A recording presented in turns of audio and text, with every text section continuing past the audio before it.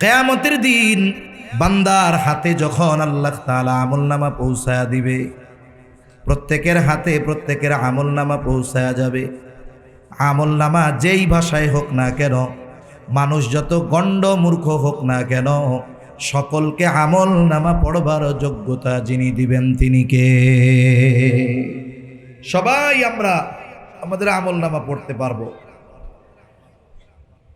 এইবার বান্দা আমলনামা পড়বে, এক পাশে আমল আর এক পাশে সওয়াব।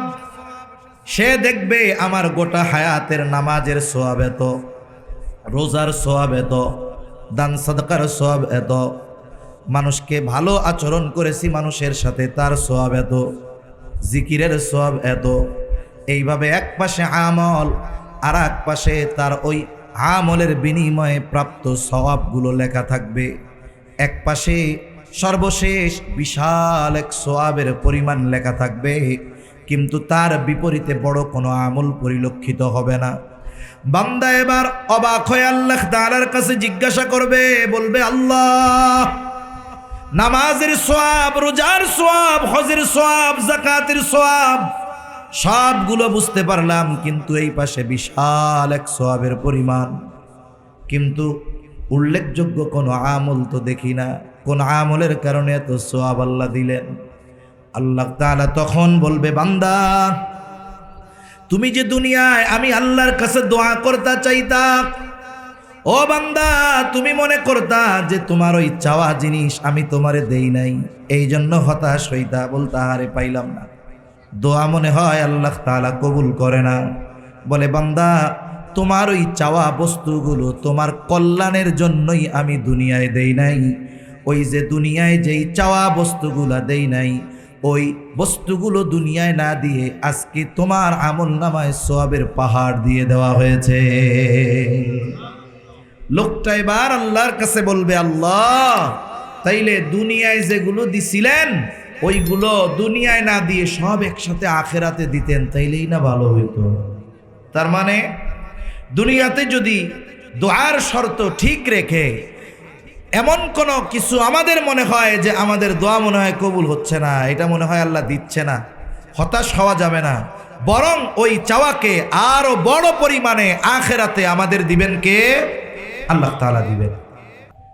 দোয়া এটা এমন এক অস্ত্র যার মাধ্যমে অসম্ভবকে সম্ভব করা যায়। তিরমিজির বর্ণনা আসছে, দোয়ার মাধ্যমে বান্দা তার ভাগ্যের পরিবর্তন ঘটাতে পারে। এজন্য বান্দা যদি আল্লাহর কাছে চায়, আল্লাহ তাআলা খুশি হয়। আল্লাহ তাআলা এই জন্য বলেন, ওয়া ক্বালা রাব্বুকুম উদউনি আস্তাজিব লাকুম। আল্লাহ সুবহানাহু ওয়া তাআলা জানায়া দেন, বান্দা, উদউনি আস্তাজিব লাকুম, আমাকে তোমরা ডাকো, আমি তোমাদের ডাকের সাড়া দিব। তাহলে যেই বান্দা আল্লাহকে ডাকে, বান্দার ডাকের সাড়া যিনি দেন তিনি কে? তবে এই ডাকাটা হতে হবে দৃঢ়তার সাথে, ইস্তেকামাতের সাথে। যদি আমাদের কোনো কিছুর প্রয়োজন হয়, একজন মুমিন সর্বদা চায় কার কাছে? আরো জোরে বলেন, কার কাছে? আমরা আল্লাহ তাআলার কাছে চাই। এই চাওয়ার শিক্ষা আমাদেরকে আল্লাহ তাআলা দিয়েছেন। আল্লাহ সুবহানাহু ওয়া তাআলার কাছে চাওয়ার মাধ্যম আল্লাহ তাআলা কোরআনুল কারীমে জানিয়ে দিয়েছেন। কখনো নামাজের মাধ্যমে আমরা আল্লাহর কাছে সাহায্য চাই, কখনো ধৈর্যের মাধ্যমে চাই, কখনো নবীজির শিখিয়ে দিয়ে দেওয়া কিছু দোয়া পাঠ করার মাধ্যমে আল্লাহ তাআলার কাছে সাহায্য চাই। আমরা আল্লাহ তাআলার কাছে দোয়া করি, জাগতিক অনেক বিষয় চাই, অনেক সময় পরলৌকিক বিষয়গুলো আমরা চাই। আল্লাহ সুবহানাহু ওয়া তাআলা কোরআনুল কারীমের মধ্যে দোয়া আমাদের জন্য শিখিয়ে দিয়েছেন। যদিও দোয়া করেছেন আদম আলাইহিস সালাম, রব্বানা আতিনা ফিদ দুনিয়া হাসানাহ ওয়া ফিল আখিরাতি হাসানাহ ওয়া কিনা আযাবান নার। পয়গম্বর আলাইহিমুস সালামের দোয়াগুলো আল্লাহ তাআলা কোরআনুল কারীমের মধ্যে আমাদের শিখিয়ে দিয়েছেন। আদম আলাইহিস সালামের দোয়াটা কি? রব্বানা যালামনা আনফুসানা ওয়া ইল্লাম তাগফির লানা ওয়া তারহামনা লানাকুনান্না মিনাল খাসিরিন। এভাবে আল্লাহ তাআলার কাছে আমরা দোয়া করি। অনেক সময় আমাদের অনেকের অভিযোগ অনুযোগ থাকে যে এত দোয়া আল্লাহ তাআলার কাছে করি, কিন্তু দোয়া মনে হয় আল্লাহ তাআলা কবুল করেন না। দোয়া কবুল হওয়ার জন্য কিছু শর্ত আছে। কোনো ব্যক্তি, কোনো ইমানদার যদি ওই শর্তগুলো ঠিক রেখে দোয়া করে, তাহলে তার প্রত্যেকটা দোয়া যিনি কবুল করেন তিনি কে? আরো জোরে বলি, কে? আল্লাহ। দোয়া কবুলের 1 নাম্বার শর্ত একনিষ্ঠতার সাথে আল্লাহ তাআলার কাছে দোয়া করা, একাগ্রতার সাথে চাওয়া।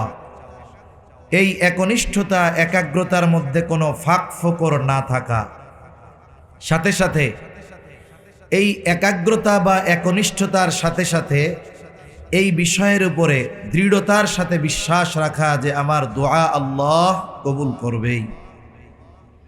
যে কোনো ইবাদত কবুল হওয়ার জন্য আল্লাহ তাআলা একনিষ্ঠতাকে আবশ্যকীয় করে দিয়েছেন।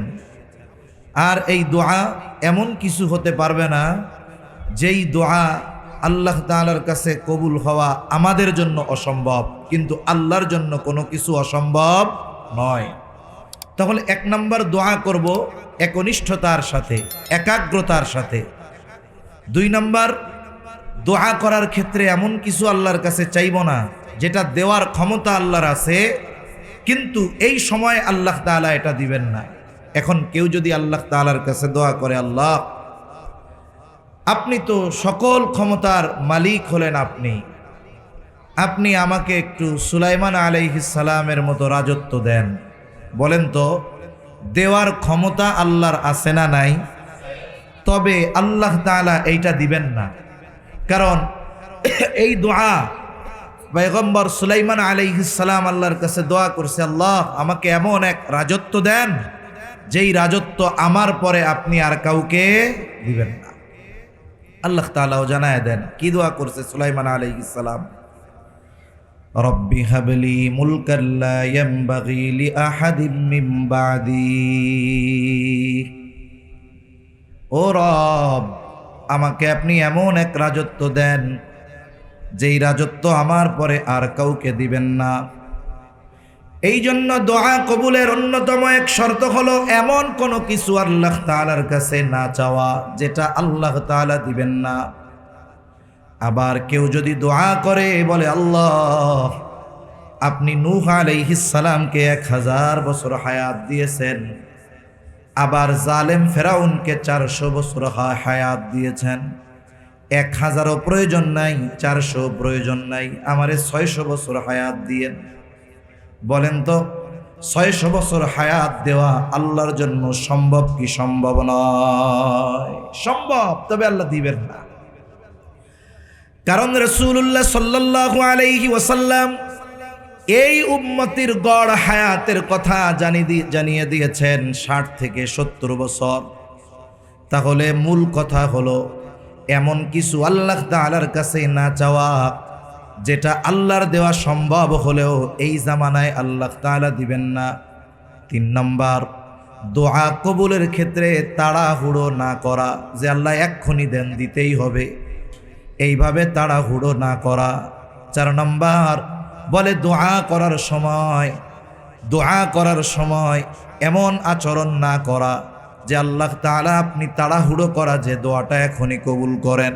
4 নাম্বার, হারাম ভক্ষণকারী, যে যার গায়ের পোশাক হারাম, যার উপার্জন হারাম, খাবার হারাম, এগুলো যদি হয় দোয়া কবুল হয় না। এই জন্য খাবার, পোশাক, উপার্জন এগুলো হালাল হওয়া। 5 নম্বর বিষয়ে দোয়া করার সময় আল্লাহ তাআলার কাছে নেক আমলের ওসিলা দিয়ে দোয়া করা। কারণ নেক আমলের ওসিলা দিয়ে দোয়া করলে আল্লাহ রাব্বুল আলামিন দোয়া কবুল করে নেয়। হাদিসের মধ্যে প্রসিদ্ধ একটি ঘটনা আছে। 3 যুবক ভ্রমণের জন্য বের হয়েছে। কিছু দূর যাবার পর এক পাহাড়ের পাশ দিয়ে তারা পথ চলতেছে। হঠাৎ আকাশ মেঘাচ্ছন্ন, ঝড় উঠল, বৃষ্টি শুরু হয়ে গেল। বৃষ্টি থেকে, ঝড় থেকে বাঁচার জন্য তারা পাহাড়ের পাদদেশে একটা গর্তের মধ্যে আশ্রয় নিল। তারা চিন্তা করতেছে বৃষ্টি শেষ হবে, ঝড় শেষ হবে, আমরা বাড়িতে ফিরে যাব। কিন্তু আল্লাহ তাআলা ভিন্ন কিছু চাইলেন। উপর থেকে একটা বড় পাথর গড়িয়ে তাদের গর্তের মুখের উপরে পড়ল। এই বিশাল পাথরটা গর্তের মুখের উপরে পড়েছে, গর্তটা পুরোপুরি বন্ধ হয়ে গেছে, কোনো আলো নাই, কেউ কাউকে দেখা যায় না, কেমন যেন আমাবস্যার অন্ধকার। তিন যুবক তাদের সর্বশক্তি দিয়ে ধাক্কাধাক্কি করে পাথরটা এক চুল পরিমাণও নড়াতে পারে নাই। এবার তারা চূড়ান্ত রূপে হতাশ, আর বুঝি বাড়িতে ফিরে যাওয়া হবে না, মায়ের চেহারা আর দেখা হবে না। তিনজনে পরামর্শ করলো কি করা যায়। বলে আমাদের শক্তি এই পাথর সরাতে ব্যর্থ হতে পারে, তবে এই পাথর সরানো অতি সহজ, যার জন্য তিনি কে? তিন যুবক পরামর্শ করলো আমরা আল্লাহ তাআলার কাছে দোয়া করব, সাহায্য চাইব, তবে এই সাহায্য এমন কর্ম, এমন আমলের ওসিলা দিয়ে চাইব যেই আমলটা একমাত্র আল্লাহ তাআলার জন্যই আমরা করেছি, দুনিয়ার কারো জন্য করি নাই, দুনিয়ার কাউকে দেখানোর জন্য করি নাই, একমাত্র আল্লাহ তাআলার সন্তুষ্টির জন্য করেছি। এবার প্রথম যুবক আল্লাহ তাআলার কাছে দোয়া করে, বলে আল্লাহ, আমি একজন রাখাল, ছাগলের রাখাল, আমি ছাগল চড়াই। প্রতিদিন ছাগল চড়ানোর পর যখন বাড়িতে ফিরে আসি, ছাগলের দুধ দহন করি। দহন করার পরে এই দুধ আমার ঘরে বৃদ্ধ পিতামাতাকে আমি সর্বপ্রথম পান করাই। এরপরে তারা পরিতৃপ্ত হবার পরে যা অবশিষ্ট থাকে আমার স্ত্রী সন্তানদের আমি পান করাই। আমি কখনোই আমার মা বাবার আগে আমার স্ত্রী সন্তানদের দুধ পান করানোটা পছন্দ করি না। ঘটনাক্রমে একদিন আমার বাড়িতে ফিরতে অনেক রাত হয়ে গেল। বাড়িতে ফিরে দেখলাম আমার স্ত্রী সন্তান ক্ষুধায় কাতর। আমি ছাগলের দুধ দহন করলাম, দহন করে দুধের পাত্র আমি আমার বৃদ্ধ মা বাবার কাছে নিয়ে গেলাম। রাত বেশি হয়ে যাওয়ায় আমার মা বাবাও গভীর ঘুমে আচ্ছন্ন। আমি তাদেরকে ডাকাও পছন্দ করলাম না, আবার আমি তাদের আগে সন্তান স্ত্রীকে দুধ পান করানো পছন্দ করলাম না। আমি দুধের পাত্র হাতে অপেক্ষায় থাকলাম কখন আমার মা বাবা ঘুম থেকে জাগ্রত হবে। মা বাবা ঘুম থেকে জাগ্রত হলো, তাদেরকে দুধ পান করালাম। এরপরে আমি আমার স্ত্রী সন্তানকে দুধ পান করালাম। ও মালিক, আমার এই কাজটা যদি শুধুমাত্র আপনার জন্য হয়ে থাকে, মুসিবতে পড়েছি, বিপদে পড়েছি, আল্লাহ এই বিপদ থেকে আপনি আমাদের উদ্ধার করে। এই ভালো কাজের ওসিলা দিয়া দোয়া করেছে নবীজি সাল্লাল্লাহু আলাইহি ওয়াসাল্লাম। বলেন মুহূর্তের মধ্যে তার দোয়া কবুল হয়ে গেছে। পাথরটা সামান্য একটু সরে গেছে, আলো আসে, দেখা যায়, তবে এখনো বের হবার পরিমাণ ফাঁকা হয় নাই, রাস্তা হয় নাই। এইবার দ্বিতীয় যুবক আল্লাহ তাআলার কাছে দোয়া করে, বলে আল্লাহ, আমার একজন চাচাতো বোন অভাবী ছিল, দরিদ্র ছিল, আমি তাকে কিছু অর্থ দিয়ে সহযোগিতা করেছিলাম। এই বিষয়টাকে কেন্দ্র করে আর তার দারিদ্রতার সুযোগ নিয়ে আমি তার সাথে জেনায় লিপ্ত হতে ইচ্ছা পোষণ করলাম। একটা সময় অভাবের কারণে সে আমার প্রস্তাবে রাজি হয়ে গেল। আমি যখন তার সাথে গোপন অভিসারে মিলিত হব, আমার ওই চাচাতো বোন আমাকে বলল, ভাই, তুমি যেটা করতে চাচ্ছ এটার ব্যাপারে তুমি আল্লাহকে ভয় করো। এই কথা বলার সাথে সাথে আমি তার থেকে চলে আসলাম, ফিরে আসলাম। যুবক বলে, আল্লাহ, আমার এই কাজ থেকে ফিরে আসাটা যদি শুধুমাত্র আপনার জন্য হয়, আয় আল্লাহ, আমরা মুসিবতে পড়েছি, বিপদে পড়েছি, আপনি আমাদেরকে এই বিপদ থেকে উদ্ধার করেন। নবীজি সাল্লাল্লাহু আলাইহি ওয়াসাল্লাম বলেন, এই ব্যক্তি দোয়া করার সাথে সাথে দোয়া কবুল হয়ে গেল। পাথরটা আর একটু সরে গেল, এখনো বের হওয়ার মতো জায়গা হয় নাই। এইবার তৃতীয় ব্যক্তি আল্লাহর কাছে দোয়া করে, বলে আল্লাহ, একদিন এক লোককে আমি আমার কাজের জন্য নিলাম। সারাদিন কাজ করবার পর লোকটা তার মজুরি না নিয়ে আমার থেকে চলে গেল। আমি তার ওই পারিশ্রমিক মজুরির পয়সাটা, টাকাটা আলাদা করে রাখলাম, অপেক্ষায় আছি এই বুঝি সে আসে আর তার হকটা তাকে দিয়ে দিব। কিন্তু দীর্ঘদিন পার হয়ে গেল, লোকটার আসার খবর নাই। আমিও তার এই টাকাটা ফেলে রাখা পছন্দ করলাম না। আমি তার ওই পারিশ্রমিকের মূল্য দিয়ে ছোট্ট একটা ছাগলের বাচ্চা ক্রয় করলাম। বাচ্চাটা বড় হলো। একটা সময় বাচ্চাটা বড় হবার পরে এটাও বাচ্চা দিল। এক সময় মোটামুটি বড় এক পাল ছাগল হয়ে গেল, যেটা রক্ষণাবেক্ষণ করা আমার জন্য সম্ভব হচ্ছিল না। এগুলোর মধ্য থেকে কয়েকটা বিক্রয় করে আমি একটা রাখাল এই ছাগল পালনের জন্য নিয়োগ দিলাম। বিশাল এক পাল ছাগল হয়ে গেল। দীর্ঘদিন পর ওই লোকটা আমার কাছে এসে বলে, ও ভাই, তোমার কাছে আমার কিছু পাওনা আছে, আমার পাওনাটা আমারে দিয়ে দাও। আমি তাকে রাখাল সহ ছাগলের ওই বিশাল পাল দেখা দিয়া বললাম, এই যে তোমার পারিশ্রমিক মজুরি, তুমি এগুলো নিয়ে যাও। লোকটা বলে, বলো কি? তখন আমি তারে খুইলা বললাম, তোমার পয়সা দিয়ে একটা ছাগলের বাচ্চা কিনেছিলাম, আল্লাহ বরকত দিয়েছে, এত বরকত যে এগুলো লালন পালন করার জন্য আমার একটা রাখালের ব্যবস্থাও করা লাগছে। আয় আল্লাহ! লোকটা ছাগল সহ রাখালের ওই পাল সহ, ছাগল সহ রাখাল সহ ওই ছাগলের পাল ধরে সে নিয়ে চলে গেল। একটা ছাগলও আমারে দেয় নাই। এই না দেওয়ার কারণে আমি মনক্ষুণ্ণ হই নাই, কষ্ট পাই নাই। ও মালিক, আমার এই কাজটা যদি শুধুমাত্র আপনার সন্তুষ্টির জন্য হয়, বিপদে পড়েছি, আল্লাহ আপনি আমাদের উদ্ধার করেন। নবীজি সাল্লাল্লাহু আলাইহি ওয়াসাল্লাম বলেন, এই লোকটার দোয়াও আল্লাহ তাআলার কাছে কবুল হয়ে গেল। সাথে সাথে পাথরটা আর একটু সরে গেল, বের হওয়ার মতো জায়গা হয়ে গেল। 3 ব্যক্তি বের হলো, নিরাপদে তাদের বাড়ি পৌঁছায় গেল। তার মানে কোন নেক আমল আমি আপনি আল্লাহর জন্য করেছি, আমারটা আপনি জানেন না, আপনারটা আমি জানি না।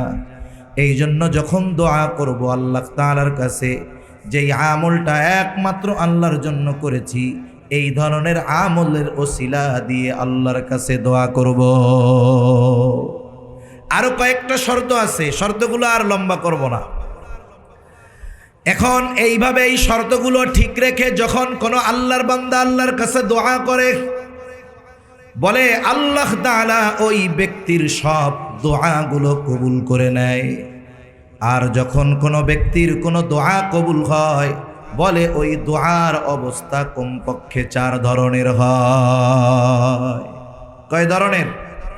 দোয়া কবুল হয়, তবে দোয়া কবুলের ধরনটা 4 ভাবে হতে পারে। 1 নাম্বার, যেই বিষয়টা বা যেই বস্তুটা আল্লাহ তাআলার কাছে চেয়েছে, চাওয়ার সাথে সাথে আল্লাহ তাআলা তাকে দিয়ে দেয়। চেয়েছে সাথে সাথে দিয়ে দেয়। বলে আমার আপনার জীবনে এমন অনেক ঘটনা আছে, এমন অনেক ওয়াকিয়া খুঁজে পাওয়া যাবে যে ওই মুহূর্তে যেই জিনিসটা প্রয়োজন অথচ পাওয়াটা অসম্ভব ছিল, কিন্তু আল্লাহ তাআলার কাছে বলছি মনে মনে, আর সাথে সাথে আল্লাহ তাআলা ওই বিষয়গুলোর ব্যবস্থা করে দিয়েছে। দোয়া শুধু হাত উঁচা কইরা করতে হয় তা না, দোয়ার জন্য শুধু মুখ দিয়ে উচ্চারণ করতে হয় তা না। আল্লাহর কাছে চাওয়ার মাধ্যম অনেক আছে। বান্দার সাথে, আল্লাহর সাথে বান্দার হৃদয়ের ভাষায়ও কথোপকথন হয়, ঠিক কিনা বলেন? অনেক সময় এমন হয়, দেখা যায় আমি আপনি এক জায়গায় যাব, খুব জরুরি দরকার। মনে করেন একজন লোক একেবারে প্রত্যন্ত অঞ্চল, যেই জায়গাগুলোতে সন্ধ্যার পরে গাড়ি চলে না, লোকজন পাওয়া যায় না। বলতে পারেন হুজুর এখন এরকম এলাকা আছে নাকি? বলে হ্যাঁ আছে। বাংলাদেশে এমনও জায়গায় সফর হয়েছে যেই সব এলাকায় সন্ধ্যার আগে সব বাজারগুলো বন্ধ হয়ে যায়। সন্ধ্যার পরে কোনো দোকান খোলা থাকে না, আগেই বন্ধ করে মানুষজন বাড়িতে চলে যায়। মানুষজন যদি বাজারে রাস্তাঘাটে না থাকে, তাইলে ওই সব রাস্তায় কি গাড়ি পাওয়া যাবে? পাওয়া যাবে না। গভীর রাত, মনে করেন ওই ব্যক্তির সন্তান, স্ত্রী অথবা মা বাবা প্রচণ্ড রকমের অসুস্থ হয়ে গেছে, রাত 3টা বাজে, যেইখানে সন্ধ্যার পরে গাড়ি পাওয়া যায় না, রাত 3টায় গাড়ি পাওয়া অসম্ভব। এখন যদি ওই অসুস্থ ব্যক্তিকে হাসপাতালে না আনা যায়, তাহলে বড় ধরনের ক্ষতি হয়ে যেতে পারে। লোকটা বাড়ির থেকে বের হলো, সে নিজেও জানে রাস্তায় গেলে গাড়ি পাওয়া যাবে না, কিন্তু হাত উঁচু করে নয়, মুখ দিয়ে নয়, ও মনের ভাষায় আল্লাহ তাআলার কাছে বলে, আল্লাহ মুসিবতে পড়েছি, আপনি মুসিবত থেকে উদ্ধার করে। এই কথা দিলে দিলে বলতে বলতে রাস্তায় যখন গেল, দেখা গেল তার জন্য একটা অটো দাঁড়ায় আছে। জিজ্ঞাসা করে, যাবা কই? বলে, আমি তো যাব থানা শহরে। কেন? বলে, আমার আত্মীয় আসবে, ওইখানে গাড়ি থেকে নামবে, আমার রাত 3টার সময় ওইখানে থাকতে বলছে। তাহলে দেখুন, ওর যাওয়া দরকার যেই জায়গায়, আল্লাহ তাআলা এরও প্রয়োজনটা দিয়েছে ওই জায়গায়। কেমন যেন ওই গাড়িওয়ালা এই ব্যক্তির জন্য অপেক্ষা করতেছে। এই যে দোয়া করার সাথে সাথে দোয়া কবুল হলো, এই ধরনের সাথে সাথে দোয়া কবুল হওয়ার ঘটনা আমার আপনার জীবনে কম বেশি প্রতিনিয়ত ঘটে, কিন্তু আমরা খেয়াল করি না। এ বিষয়গুলো যদি আমরা খেয়াল করতাম, তাইলে বুঝতে পারতাম যে চাইছি যেটা, দরকার যেটা, এটা আল্লাহ সাথে সাথে দিয়ে দিয়েছে। তাহলে দোয়া কবুলের শর্ত ঠিক রেখে দোয়া করলে ওই দোয়া কবুল হয়। তবে দোয়ার প্রথম অবস্থা হয় যে আল্লাহ তাআলা হয়তো যেটা চেয়েছে সাথে সাথে দিয়া দেয়। 2 নম্বর বিষয়, আল্লাহ তাআলার কাছে দোয়া করবার পর, কিছু চাবার পর বান্দা যেটা চেয়েছে আল্লাহ সেটা দেয় না, বরং আল্লাহ তাআলা ওই চাওয়া জিনিসের বিকল্প ভালো আর একটা জিনিস তাকে দিয়ে দেয়। অল্টারনেটিভ, বিকল্প কোনো কিছু আল্লাহ তাআলা দেন। কারণ কোন জিনিসের মধ্যে কল্যাণ আছে, কোনটার মধ্যে অকল্যাণ আছে, আমার আপনার চোখে ভালো লাগলেও সেটার মধ্যে অকল্যাণ যদি থাকে, জানেন কে? আল্লাহ। হয়তো আমি আপনি চাইছি ভালো কোনো জিনিস, কিন্তু আল্লাহ দেন নাই, আল্লাহ দিয়েছেন অন্য কিছু। অনেক সময় দোয়ার মাধ্যমে কি হয়, মানুষ আল্লাহর কাছে দোয়া করে, দুনিয়ার চায়, অনেক জিনিস চায়, সব শর্ত ঠিক আছে, এরপরেও সে মনে করে দোয়া কবুল হয় নাই। অথচ ওই দোয়ার বদৌলতে আল্লাহ তাআলা তাকে অনেক বড় বিপদ আপদ মুসিবত থেকে হেফাজত করে।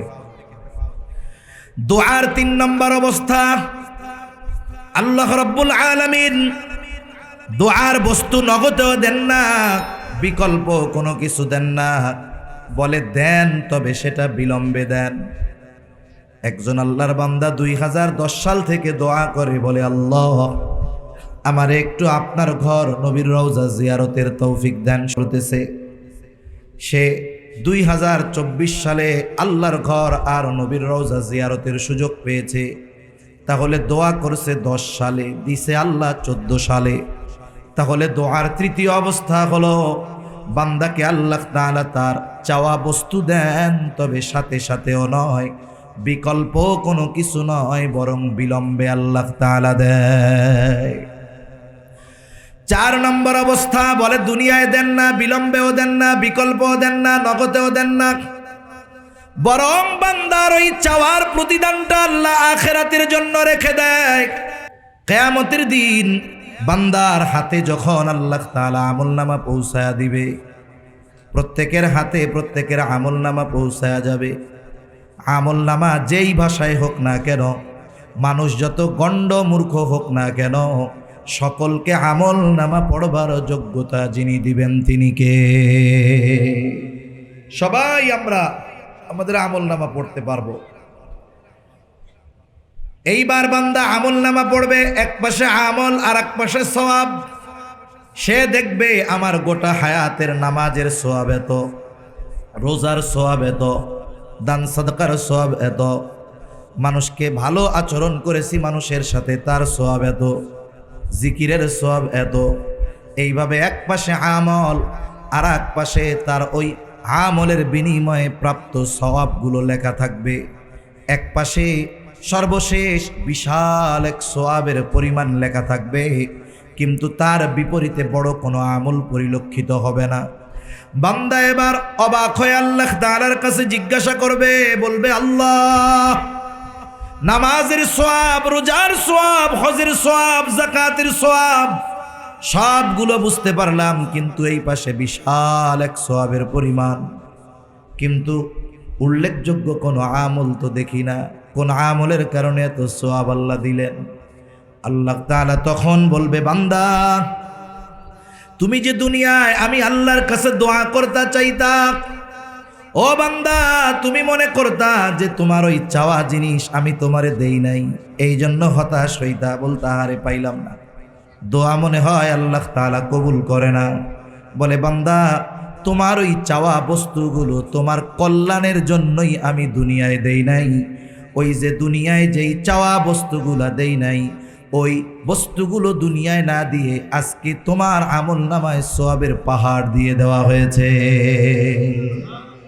লোকটা এবার আল্লাহর কাছে বলবে, আল্লাহ তাইলে দুনিয়ায় যেগুলো দিছিলেন ওইগুলো দুনিয়ায় না দিয়ে সব একসাথে আখেরাতে দিতেন, তাইলেই না ভালো হইতো। তার মানে দুনিয়াতে যদি দোয়ার শর্ত ঠিক রেখে এমন কোনো কিছু আমাদের মনে হয় যে আমাদের দোয়া মনে হয় কবুল হচ্ছে না, এটা মনে হয় আল্লাহ দিচ্ছে না, হতাশ হওয়া যাবে না। বরং ওই চাওয়াকে আরো বড় পরিমাণে আখেরাতে আমাদের দিবেন কে? আল্লাহ তাআলা দিবেন। এজন্য দোয়া কবুলের ব্যাপারে হতাশ হওয়া যাবে না, নিরাশ হওয়া যাবে না। এটাও দোয়া কবুলের অন্যতম এক শর্ত। দোয়া করার সাথে সাথে নিরাশ হওয়া যাবে না, আল্লাহ মনে হয় কবুল করবে না, এটা করা যাবে না। কেউ যদি মনে করে আল্লাহ মনে হয় কবুল করবে না, তাহলে দোয়া কবুলের ক্ষমতার ব্যাপারে আল্লাহকে অক্ষম মনে করা হবে। কিন্তু সকল চাওয়া দেওয়ার ক্ষমতা আল্লাহর আছে না নাই? অবশ্যই আছে। এই জন্য দোয়া করার ক্ষেত্রে আমরা কখনো কার্পণ্যতা করব না, বরং দোয়া হলো এমন এক অস্ত্র যার মাধ্যমে অসম্ভবকে সম্ভব করা যায়। দোয়া এটা এমন এক অস্ত্র যার মাধ্যমে অসম্ভবকে সম্ভব করা যায়। তিরমিজির বর্ণনা আসছে, দোয়ার মাধ্যমে বান্দা তার ভাগ্যের পরিবর্তন ঘটাতে পারে। এজন্য বান্দা যদি আল্লাহর কাছে চায়, আল্লাহ তাআলা খুশি হয়। আল্লাহ তাআলা এই জন্য বলেন, ওয়া ক্বালা রাব্বুকুম উদউনি আস্তাজিব লাকুম। আল্লাহ সুবহানাহু ওয়া তাআলা জানায় দেন, বান্দা উদউনি আস্তাজিব লাকুম, আমাকে তোমরা ডাকো, আমি তোমাদের ডাকের সাড়া দিব। তাহলে যেই বান্দা আল্লাহকে ডাকে, বান্দার ডাকের সাড়া যিনি দেন তিনি কে? তবে এই ডাকাটা হতে হবে দৃঢ়তার সাথে, ইস্তেকামাতের সাথে, একনিষ্ঠতার সাথে ডাকতে হবে। এই যে দৃঢ়তা, একনিষ্ঠতা, এটার অনেক দাম। কারণ দুনিয়ার মানুষ জাগতিক বিষয়ে সফলতা অর্জনের অন্যতম মাধ্যম একনিষ্ঠতা আর দৃঢ়তা। এগুলোর মাধ্যমে মানুষ জাগতিক সফলতা অর্জন করতে পারে। আর যদি একনিষ্ঠতার সাথে, দৃঢ়তার সাথে আল্লাহকে ডাকে, তাহলে ওই ডাকের সাড়া আল্লাহ দিবেন কি দিবেন না? দিবেন। এই জন্য দৃঢ়তা বড় এক জিনিস। যে কোনো আমলের ফলাফল পাওয়ার জন্য একনিষ্ঠতা এবং দৃঢ়তা দরকার। দৃঢ়তা আর একনিষ্ঠতার সাথে যে কোনো আমল করলে ওই আমলের ফল আল্লাহর পক্ষ থেকে পাওয়া যায়। দুনিয়ায় না পাওয়া গেলে আখিরাতেও পাওয়া যায়। দুনিয়াতেও গুনাহ করার ক্ষেত্রেও মানুষ অনেক সময় একনিষ্ঠতার সাথে গুনাহ করে। এমনও হয় কোন পাপী সে যদি একনিষ্ঠতা আর দৃঢ়তার সাথে আল্লাহ তাআলাকে ডাকে, আল্লাহ তার ডাকেও সাড়া দেয়। সুবহানাল্লাহ। ঘটনা আছে, বলে একজন মুশরিক ছিল, মুশরিক মূর্তি পূজক। তার একটা দেবতা ছিল, তার নাম হলো সনম। সে ওই মূর্তির পূজা করত, বারবার তারে ডাকতো সনম সনম সনম সনম সনম। তার মনে বড় আশা যে তার উপাস্য হিসাবে সে যাকে গ্রহণ করেছে, ওই দেবতা, ওই মূর্তি একদিন তার ডাকের সাড়া দিবে। বড় আশায় আছে যে একদিন ডাক দিয়া আমারে বলবে, আমার এত ডাকস কেন, তোর অসুবিধার কথা আমারে ক। এত ডাকা ডাকে, পারলে ঘুম বাদ দিয়া তারে ডাকে। অনেক সময় এমন হয়, মানুষ যদি তন্দ্রাচ্ছন্ন থাকে, কথা বলতে গেলে উল্টাপাল্টা হয়ে যায়। হয় কি হয় না? হয়। ছোটবেলায় আমাকে কইতো, যেটা কইতে পারবি ঘন ঘন, কি কয়? পাকা গাব ফুলা বা ফুলা গাব। তা কইতে গেলে কি হয়? পাকা বাপ ফুলা বাপ হয়ে যায়, মানে জবানের জড়তার কারণে। এখন অনেক সময় মানুষ যখন তন্দ্রাচ্ছন্ন হয়, ক্লান্ত থাকে, দেখা যায় কথা বলতে চায় আর একটা, মুখ দিয়া বাইর হয় আর একটা। ও তো ডাকতে ডাকতে ক্লান্ত, সনম সনম সনম।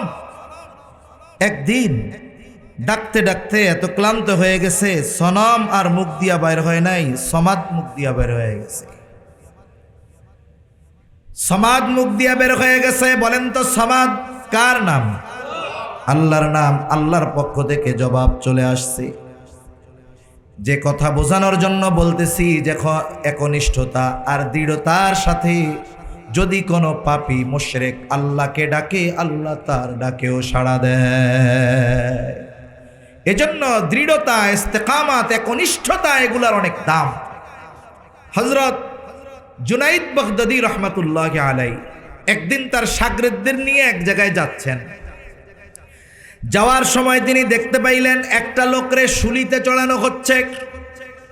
লোকটার 2 হাত নাই, 2 পা নাই, লোকটারে শুলিতে চড়ানো হচ্ছে। এ বেটা তো মরার আগেই মরা, আবার এটারে শুলিতে চড়ায় কেন?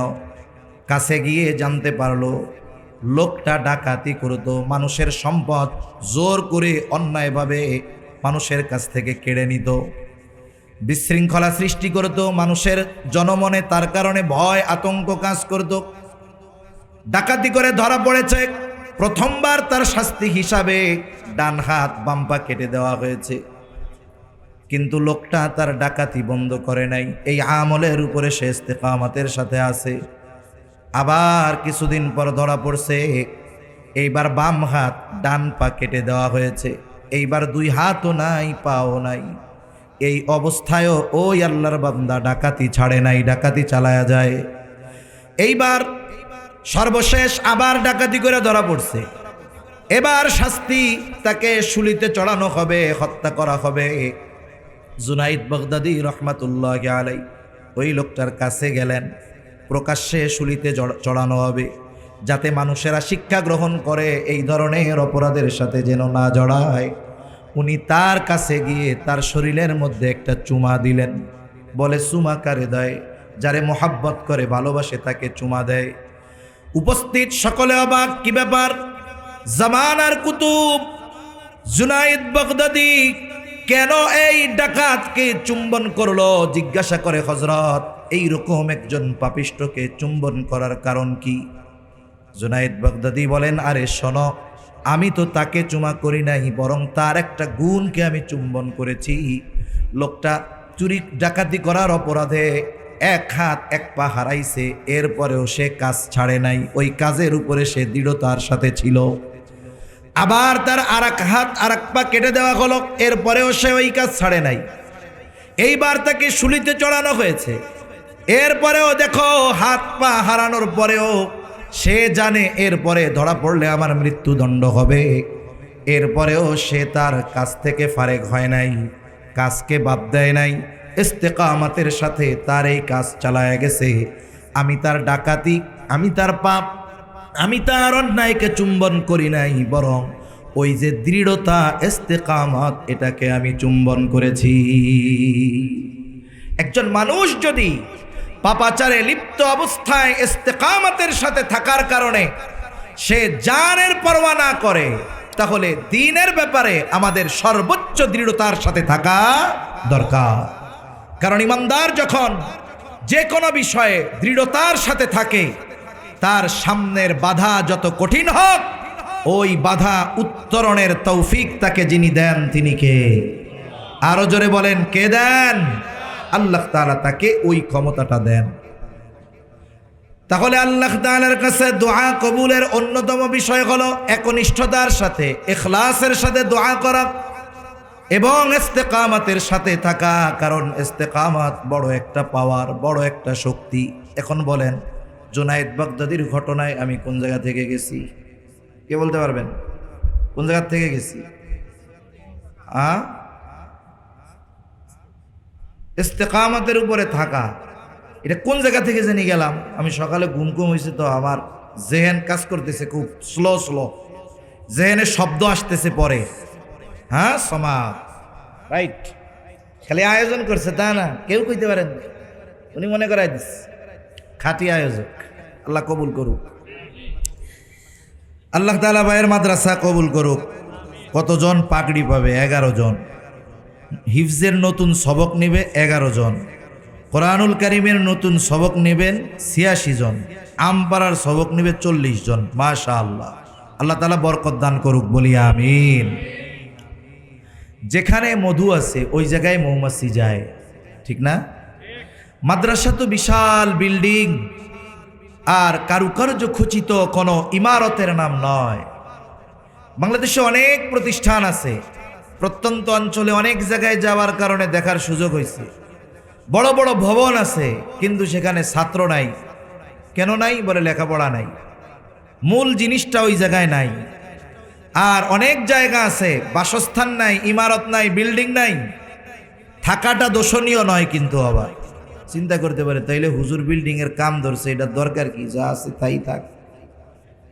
থাকা তো দোষণীয় নয়, এটা তো প্রয়োজন হয়ে দাঁড়াইছে।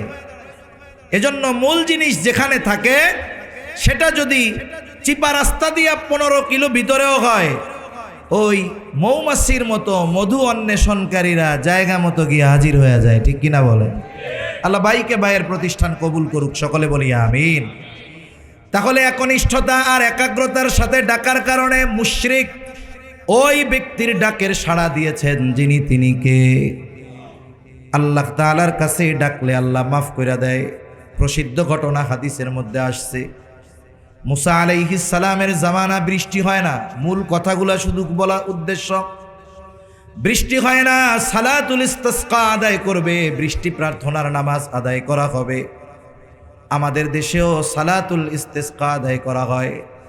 গত বছর আমরা দেখেছি বাংলাদেশের প্রায় সকল জায়গায় কম বেশি বৃষ্টির নামাজ পড়া হয়েছে, কি হয় নাই? অনেকে চিন্তা করছে যে কি ব্যাপার, এত নামাজ পড়লো বৃষ্টি হয় না কেন? বলে বৃষ্টির নামাজ পড়বে, বৃষ্টি হবে, এর অন্যতম শর্ত ওই নামাজের মধ্যে কোনো পাপী থাকতে পারবে না। সুদখোর, ঘুষখোর সবটি নিয়ে একসাথে নামাজ পড়লে নামাজই তো কবুল হবে না। তা ওই নামাজ কি বৃষ্টি নামাইতে পারবো? পারবে না। অথচ আমরা অতীতের অনেক বুজুর্গদের কথা শুনেছি, শত শত বছর আগের না, 30, 40, 50 বছর আগেও বুজুর্গরা ছিলেন। গবাদি পশু, ছাগল যা নেওয়া যায় সব নিয়ে ফাঁকা মাঠে গেছে, কোথাও মেঘ নাই, প্রখর রোদ, নেককার মানুষগুলো সাথে গেছে, বৃষ্টির নামাজ পড়ছে, দোয়া শুরু করছে, দোয়া শেষ হওয়ার আগে বৃষ্টি শুরু হয়ে গেছে। মুসা আলাইহিস সালাম সবাইরে নিয়ে খোলা ময়দানে গেছে বৃষ্টি প্রার্থনার নামাজ আদায় করার জন্য। আমাদের দোয়া কবুল হলো কি হলো না, আর হলে এই দোয়ার ফলাফল নগদে না বাকিতে, এটা আমরা জানি না। কিন্তু পয়গম্বর আলাইহিস সালামের কানেকশন সরাসরি আল্লাহ তাআলার সাথে, এই জন্য দোয়া কবুল এবং দোয়ার অবস্থাটা তারা সরাসরি জানতে পারে। পয়গম্বর মুসা আলাইহিস সালাম দোয়া করে, দোয়া কবুল হয় না। আল্লাহ তাআলা জানায় দিলেন, পয়গম্বর আপনার এই লোকগুলার মধ্যে একজন লোক আছে বড় নাফরমান, ওই লোকটা যদি এখান থেকে বের না হয়ে যায় তাহলে আপনাদের দোয়া আল্লাহর কাছে কবুল হবে না। ওই ব্যক্তির কারণে বৃষ্টি হচ্ছে না, এটারে সরাইতে হবে।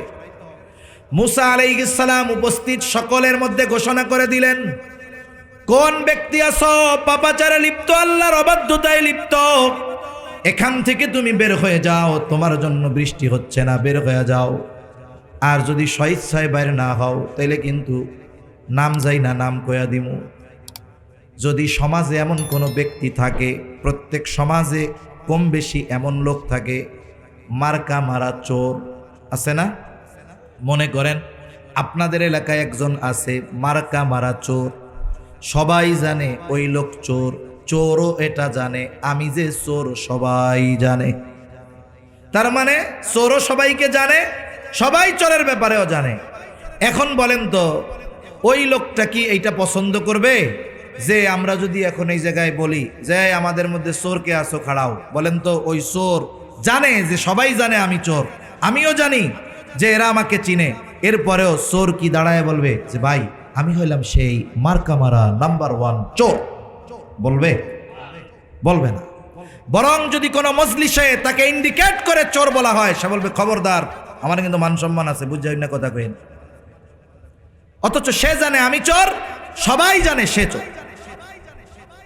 কোন ব্যক্তি যতই পাপ করুক না কেন তার পাপ সমাজে প্রকাশিত হয়ে যাক, এটা কেউ চায় না। ওই ব্যক্তি এবার আল্লাহর কাছে দিলের ভাষায় বলে, আল্লাহ, এত পাপ করেছি, আপনি গোপন রেখেছেন মালিক, আজকে যেন আমার পাপটা ফাঁস না হয়ে যায়। হৃদয়ের ভাষায় আল্লাহ তাআলাকে ডাকতেছে একাগ্রতার সাথে, একনিষ্ঠতার সাথে। হাত উঁচু করে না, মুখ দিয়াও কিছু বলে না, হৃদয়ের ভাষায় আল্লাহকে ডাকতেছে, আল্লাহর কাছে ক্ষমা চাইতেছে, দোয়া করতেছে। আল্লাহ তাআলা ওই ব্যক্তির ওই একনিষ্ঠ ডাককে কবুল করলেন, তার তওবা কবুল করলেন, তাকে মাফ করে দিলেন। একটু পরে বৃষ্টি শুরু হয়ে গেল। মুসা আলাইহিস সালাম বলে, আল্লাহ, কি ব্যাপার, কেউ তো বাহির টাহির হইল না, তাইলে বৃষ্টি শুরু হইল কেমনে? আল্লাহ তাআলা জানায় দিলেন, ও পয়গম্বর মুসা, আমার ওই বান্দা একনিষ্ঠতার সাথে আমাকে ডেকেছে, তওবা করেছে, আমি আল্লাহ তার সব গুনাহগুলো মাফ করে দিয়েছি। তাহলে কেউ যদি ডাকার মতো ডাকে, সে যদি পাপীও হয়, তার ডাকে সাড়া দেয় কে? জোরে বলেন। আল্লাহ তাআলা তার ডাকে সাড়া দেয়। পৃথিবীর এমন কোনো জায়গা নাই যেই জায়গা থেকে ডাকলে আল্লাহ তাআলা শুনে না। হযরত ইউনূস আলাইহিস সালাম একেবারে মাছের পেটে, বলে ওই মাছরে খাইছে আর একটা মাছ, এই মাছ আবার উপরে নাই, একেবারে সমুদ্রের তলদেশে। ওই জায়গায়ও ইউনূস আলাইহিস সালাতু ওয়াস সালাম আল্লাহরে ডাকছে। আল্লাহ তাআলা ডাক শুনছেন কি শুনেন নাই? আল্লাহ তাআলা এই দোয়া, এই ডাক শুনতে পারছে। তার মানে যেখানেই থাকি না কেন, একনিষ্ঠতার সাথে যদি আল্লাহকে ডাকা হয়, আল্লাহ ডাকের সাড়া দেয়। এখন কথা হলো, আল্লাহ যে আমার ডাকের জবাব দেয়, সাড়া দেয়, বুঝবো কেমনে? হাজী ইমদাদুল্লাহ মুহাজিরে মক্কি রাহমাতুল্লাহি আলাইহিকে একজন জিজ্ঞাসা করে, হযরত, আল্লাহ তাআলা তো বলছে উদউনি আস্তাজিব লাকুম, আমারে ডাকো, আমি তোমাদের ডাকের সাড়া দিব, জবাব দিব। কিন্তু আল্লাহ যে ডাকের সাড়া দিল, জবাব দিল, এটা বুঝবো কেমনে? হযরত জবাব দিছে, শোনো, দুনিয়াতে তুমি যদি কাউকে অপছন্দ করো, বা তোমাকে যদি কেউ অপছন্দ করে, তারে তুমি একবারের জায়গায় দুইবার ডাকলে সে বিরক্ত হবে। সন্তানের প্রতি বাবার কত মহব্বত। কোনো বাবা যদি সর্বোচ্চ পরিশ্রম করে বাড়িতে আসে, একটু বিশ্রাম নেয়, সন্তান যদি একবার, দুইবার, পাঁচবার, 10 বার ডাকে, বারবার যখন ডাকে, এক সময় বাবা বিরক্ত হয়ে যায়। সে তখন স্ত্রীকে ডাক দিয়া বলে, এখন ওরে সরাও তো, আমার একটু বিশ্রাম নিতে দাও। তার মানে কি দেখেন, মহব্বতের সন্তানের ডাক, এটাও এক সময় বিরক্তিকর মনে হয়। আল্লাহ সুবহানাহু ওয়া তাআলার কাছে কোনো বান্দার ডাক যদি অপছন্দ হতো, তাহলে আল্লাহ তাআলা দ্বিতীয়বার ডাক দেওয়ার সুযোগ দিতেন না, জবান বন্ধ করে দিতেন। এজন্য প্রথমে যদি ডাক দেবার পর আবার যদি পরের বার ডাক দিতে পারো, বুঝবা তোমার ডাকের সাড়া দিছেন কে? আল্লাহ। সর্বশেষ একটা কথা বইলা শেষ করি। দোয়া হলো এমন এক পাওয়ার, এমন এক অস্ত্র, যার মাধ্যমে আল্লাহ তাআলার কাছ থেকে অসম্ভবকে সম্ভব করা যায়। কোরআনুল কারীমে এই ধরনের অনেক ঘটনা আছে। একটা ঘটনা শুধু আপনাদের সাথে একটু আলোচনা করি। জলিলুল কদর পয়গম্বর হযরত জাকারিয়া আলাইহিস সালাম, জাকারিয়া আলাইহিস সালাম সন্তানের আশায় থাকতে থাকতে এক সময় নিজে বৃদ্ধ হয়ে গেছেন। চুল পেকে গেছে, দাড়িগুলো পেকে গেছে, এখনো সন্তান হয় না। সাথে সাথে এটাও তিনি জানতে পারছেন তার স্ত্রীও বন্ধা। তাহলে স্ত্রীও বন্ধা, নিজেও বৃদ্ধ, সন্তান হওয়ার আর কোনো উপায় নাই। তিনি এই ব্যাপারে মোটামুটি নিশ্চিত, আমার আর সন্তান টন্তান হবে না। পবিত্র কোরআনুল কারীমে একজন নারীর নামে সূরা আছে, সেই নারীর নাম হলো মারিয়াম আলাইহাস সালাম। মারিয়াম আলাইহাস সালামের বাবার নাম ইমরান, বাইতুল মুকাদ্দাসের ইমাম ছিলেন। মারিয়াম আলাইহাস সালাম যখন মায়ের গর্ভে, মারিয়াম আলাইহাস সালামের মা আল্লাহর কাছে মানত করছে, বলছে, আল্লাহ, আমার যেই সন্তান দুনিয়ায় ভূমিষ্ঠ হবে, এই যে পেটের যেই সন্তান, এটাকে আমি আপনার জন্য উৎসর্গ করে দিলাম। তার মানে বাইতুল মুকাদ্দাসে সে থাকবে, মসজিদের খেদমত করবে, বিবাহ শাদী করবে না, কোনো পারিবারিক জীবন তার থাকবে না। গোটা হায়াত আল্লাহর সন্তুষ্টির জন্য ইবাদত আর দিন মসজিদের খেদমতে সে কাটায়া দিবে। মারিয়াম আলাইহিস সালাম যখন গর্ভে, এই দোয়া মারিয়াম আলাইহিস সালামের মা করছে। তৎকালীন সময়ে বাইতুল মুকাদ্দাসের খেদমতের জন্য কোনো নারীকে নিয়োগ দেওয়া হতো না। মুফাসসিরিনে কেরাম বলেন এই দোয়ার মাধ্যমে মারিয়াম আলাইহিস সালামের মা সুকৌশলে আল্লাহ তাআলার কাছে ছেলে সন্তান চাইছে। উনি যেই জিনিসটা মানত করছে এটা পূর্ণ করতে হলে ছেলে দরকার, ঠিক কিনা বলেন? তিনি আল্লাহ তাআলার কাছে কৌশলে ছেলে সন্তান চাইছে, কিন্তু আল্লাহ তাআলা তাকে দিয়েছেন একটা মেয়ে। যখন সন্তান ভূমিষ্ঠ হয়েছে তিনি অবাক হতবাক, কি হলো, আর কি চাইলাম আর কি হলো। ইতিমধ্যে ইমরান দুনিয়া থেকে বিদায় নিয়েছে, মানত পূর্ণ করতে হবে। যেহেতু মেয়ে মানুষ, একটু বয়স হওয়ার পর জাকারিয়া আলাইহিস সালাম ছিলেন মারিয়াম আলাইহিস সালামের খালুর তত্ত্বাবধানে দিয়ে দেওয়া হলো। মারিয়াম আলাইহিস সালাম দিনের বেলায় মসজিদের পাশে তার জন্য একটা খানকা রুম বানানো হয়েছে, ওই জায়গায় তিনি অবস্থান করতেন, ইবাদত বন্দেগী করতেন, আর রাতের বেলায় তিনি খালার কাছে অতিবাহিত করতেন। মারিয়াম আলাইহিস সালাম প্রাপ্তবয়স্কা হয়ে গেলেন। মারিয়াম তো সাধারণ নারীদের মতো নারী নয়। আল্লাহ তাআলা মারিয়াম আলাইহিস সালামের মাধ্যমে তার কুদরতের এক বহির প্রকাশ ঘটাবেন। পিতাবিহীন ঈসা আলাইহিস সালামকে দুনিয়াতে পাঠাবেন আল্লাহ। মারিয়াম আলাইহিস সালাম প্রাপ্তবয়স্কা হয়ে গেছেন। একদিন তিনি গোসলখানায়, ইতিমধ্যে জিবরাইল আলাইহিস সালাম একজন সুদর্শন পুরুষের বেশে ওনার সামনে হাজির।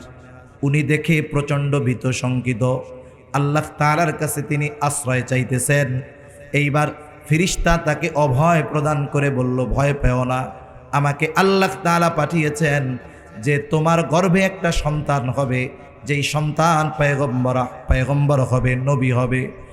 এইবার মারিয়াম আলাইহিস সালাম বলে, বলো কি, আমারে তো কোনো পুরুষ স্পর্শ করে নাই, সন্তান হবে কেমনে?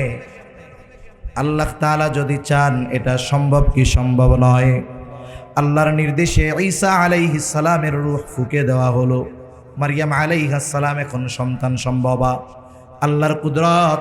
মুফাসসিরিনে কেরাম বলেন, যখন কোনো মেয়ে গর্ভবতী হয়, যখন কোনো মেয়ে সন্তান সম্ভব হয়, তার শারীরিক গঠনের মধ্যে পরিবর্তন ঘটে। সন্তান ভূমিষ্ঠ হওয়ার সময় যত নিকটবর্তী হয় তার দৈহিক গঠনের তত পরিবর্তন ঘটে। কিন্তু মারিয়াম আলাইহিস সালামের ব্যাপারে আল্লাহ তাআলা এমন এক কুদরত দেখিয়ে দিয়েছেন যে ঈসা আলাইহিস সালাম দুনিয়ায় ভূমিষ্ঠ হওয়ার আগ পর্যন্ত কখনো কেউ ওনাকে দেখে বলতে পারতো না মারিয়ামের গর্ভে কোনো সন্তান রয়েছে। এটা কেউ বুঝতে পারে নাই ওনার সন্তান দুনিয়ায় ভূমিষ্ঠ হওয়ার আগ পর্যন্ত। এখন সন্তান যদি গর্ভে আসে, ডাক্তারের কাছে গেলে ডাক্তার কি কয়? ভালো মন্দ খাওয়াবেন, আপেল খাওয়াবেন, কমলা খাওয়াবেন, ডিম দুধ সব ভালো ভালো ফলমূল খাওয়াবেন। কেন? বলে এখন মায়ের পেটে মায়ের রক্তের মাধ্যমে বাচ্চার শরীর গঠন হবে। মাকে যত ভালো খাওয়াবেন সে সুস্থ থাকবে, সন্তান ভালো হবে, খাওয়াবেন এই জন্য। এখন মারিয়াম আলাইহিস সালাম তো গর্ভবতী, কিন্তু ওনার কোনো আত্মীয় স্বজন জানে না। ভালো খাবারের ব্যবস্থা কে করবে? ওনার গর্ভে যে সন্তান এটা কেউ জানে না, তবে যিনি জানেন তিনি কে? এই জন্য ভালো খাওয়ানোর জিম্মাদারি নিয়েছেন আল্লাহ। জাকারিয়া আলাইহিস সালাম যখনই রুমের মধ্যে ঢোকে, মারিয়াম আলাইহিস সালামের সামনে হরেক রকমের খাবার। আল্লাহ তাআলা কোরআনুল কারীমের মধ্যে বলেন, কুল্লামা দাখালা আলাইহা জাকারিয়াল মিহরাবা ওয়াজাদা ইনদাহা রিজকা ক্বালা ইয়া মারইয়ামু আন্না লাকি হাযা। জাকারিয়া আলাইহিস সালাম যখনই খোঁজ খবর নেওয়ার জন্য মারিয়াম আলাইহিস সালামের রুমের মধ্যে ঢুকে দেখে হরেক রকম ফলমূল। অসময়ের ফল বলে গ্রীষ্মের ফল শীতে, শীতের ফল গ্রীষ্মে। এখন তো কৃষি অনেক প্রযুক্তি কৃষি খাতকে এগিয়ে নিয়ে গেছে। এখন সারা বছর বাজারে আম পাওয়া যায়, তবে যতই পাওয়া যাক বলেন তো জ্যৈষ্ঠ মাসের মতো স্বাদ লাগে নাকি? বাজারে যদিও পাওয়া যায় প্রযুক্তির কল্যাণে, অথবা এটাকে কোল্ড স্টোরে রাখা হয়, অনেকে ফ্রিজের মধ্যে রেখে অনেক সময় গরমের মধ্যে এসে ওটা দিয়ে জুস বানায় খায়। এটা তো প্রযুক্তির কল্যাণে হলো। ওই সময় তো এমন কোনো ব্যবস্থা ছিল না, যেই ফল যেই সিজনে ওই সিজন ছাড়া কোনো ফল পাওয়া যেত না। জাকারিয়া আলাইহিস সালাম রুমের মধ্যে ঢুকে দেখে একেবারে গাছ পাকা তরুতাজা ফল মারিয়ামের সামনে ভরপুর, অথচ ওই ফলগুলোর সিজন এখন নয়, বরং সারা বাজার তালাশ করলেও এরকম একটা ফল পাওয়া যাবে না। এইটা দেখা উনি মারিয়ামরে জিজ্ঞাসা করে, ইয়া মারিয়ামু আন্না লাকি হাদা, হে মারিয়াম এটা তোমার জন্য কোথার থেকে আসলো, কোথার থেকে পাইলা, কে দিল তোমারে এই ফল? মারিয়াম আলাইহিস সালাম জবাব দেন, ক্বালাত হুয়া মিন ইনদিল্লাহ, তিনি বলেন এই ফল যার পক্ষ থেকে এসেছে তিনি কে?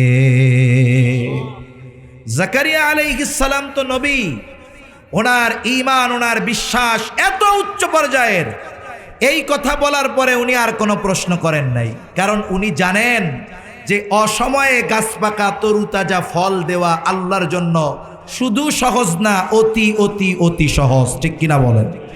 এজন্য তিনি আর কোনো কিছু জিজ্ঞাসা করেন নাই। কিন্তু আমরা হইলে কি করতাম? আগে বলতাম আল্লাহ দিছে তো বুঝলাম, লাঠি একখান হাতে লইয়া তুই কই পাইছস আগে এটা কহ। আল্লাহ দিছে তো বিশ্বাস করছি, কিন্তু তুমি পাইলা কোথায় আগে এটা বলো। হাজারো জবাব দিহি তার কাঠগড়ায় আমরা দাঁড় করায় ফেলতাম। উনি আর কিচ্ছু বলেন নাই। তবে এই দৃশ্য দেখার পরে ওনার দিলে একটা কথা চলে আসছে, যেই মালিক মারিয়ামকে অসময়ে তরু তাজা গাছ পাকা ফল খাওয়াতে পারে, আমি বৃদ্ধ হলেও আমার সন্তান আমার স্ত্রী বন্ধা হলেও এই বৃদ্ধ আর বন্ধা জুটিকে আল্লাহ তাআলা সন্তান দিতে পারে। ওই রুমের মধ্যেই তিনি আল্লাহর কাছে দোয়া করেন, আল্লাহ তাআলা দোয়ার খবরও জানায় দেন। হুনালিকা দাআ জাকারিয়া রাব্বাহ ক্বালা রব্বি হাবলি মিন লাদুনকা যুররিয়াতান তাইয়্যিবাহ ইন্নাকা সামিউদ দুআ ফানাদাতহুল মালাইকাতু ওয়া হুয়া কাইমুন ইউসাল্লি ফিল মিহরাব আন্নাল্লাহা ইউবাশশিরুকা বিয়াহইয়া। তিনি ওই রুমের মধ্যেই আল্লাহর কাছে দোয়া করে বলে, আল্লাহ ক্বালা রব্বি হাবলি মিন লাদুনকা যুররিয়াতান তাইয়্যিবাহ, ও রব আমারে আপনি একটা পবিত্র সন্তান দেন। হয়তো তিনি মনে মনে বলতেছে, ও রব আপনি তো সেই রব যিনি মারিয়ামকে অসময়ে গাছ পাকা তরুতাজা ফল খাওয়াইতে পারেন। আপনি তো চাইলে, আমি বৃদ্ধ আমার স্ত্রী বন্ধা, আপনি চাইলে আমাদেরকেও সন্তান দিতে পারেন। এই যে একনিষ্ঠতার সাথে দোয়া কবুল করে নিয়েছেন কে? জোরে কন। মেডিকেল সায়েন্স দুনিয়ার বিজ্ঞান বলবে এটা অসম্ভব, কিন্তু এই অসম্ভব সম্ভব করার ক্ষমতা যার আছে তিনি কে? দোয়া করে নিজের রুমের মধ্যে চলে গেছেন, নামাজে দাঁড়ায় গেছেন। ফিরিস্তারা জাকারিয়া আলাইহিস সালামকে ডাক দিয়ে সন্তানের সুসংবাদ দিচ্ছে। সন্তানের সুসংবাদ দেন, শুধু সুসংবাদ দিয়েছে তা নয়, এই সন্তানের নাম আল্লাহ তাআলা রেখে দিয়েছেন ইয়াহইয়া।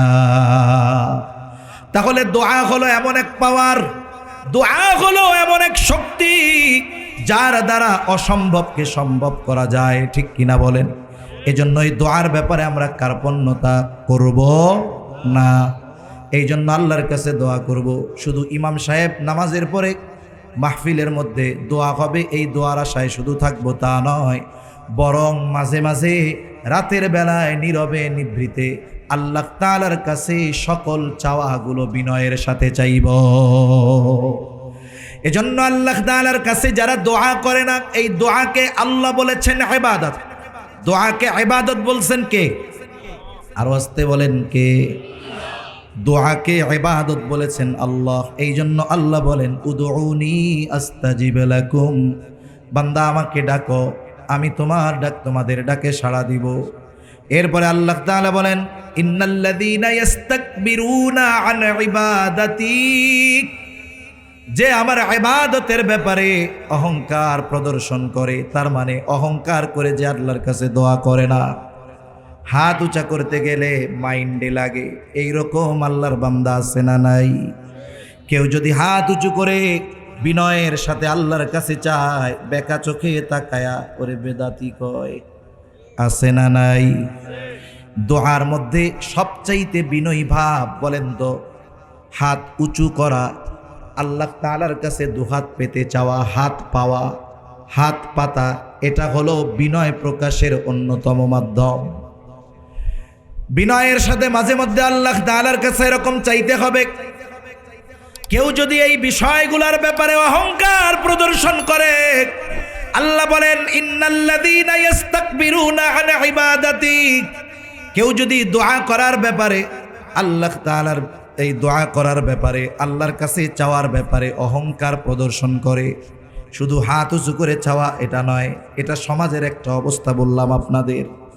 আল্লাহ তাআলা ওই ধরনের মানুষের ব্যাপারে বলেন ইন্নাল্লাযীনা ইস্তাকবিরুনা আন ইবাদাতি সায়াদখুলুনা জাহান্নামা দাখিরিন, এই দোয়ার ব্যাপারে যারা অহংকার প্রদর্শন করে তাদেরকে আল্লাহ তাআলা লাঞ্ছিত অপমানিত অবস্থায় জাহান্নামের মধ্যে প্রবেশ করাবে। এজন্য দোয়ার ক্ষেত্রে আমরা কোনো কার্পণ্যতা করব না, বলেন ইনশাআল্লাহ। আমার আপনার জীবনের সর্ববৃহৎ থেকে সবচেয়ে ক্ষুদ্র সব বিষয়ে যার কাছে চাইব তিনি কে? আল্লাহর কাছে চাইব। এজন্য নবীজিও বলেন আদ-দুআউ হুয়াল ইবাদা, দুআই ইবাদত। শুধু তাই না, আদ-দুআউ মুখুল ইবাদা, নবীজি সাল্লাল্লাহু আলাইহি ওয়াসাল্লাম বলেন দোয়া হলো ইবাদতের মগজ, ইবাদতের মূল।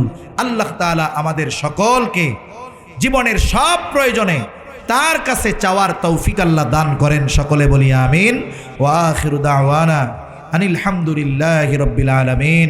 আসসালামু আলাইকুম ওয়া রাহমাতুল্লাহি ওয়া বারাকাতুহু।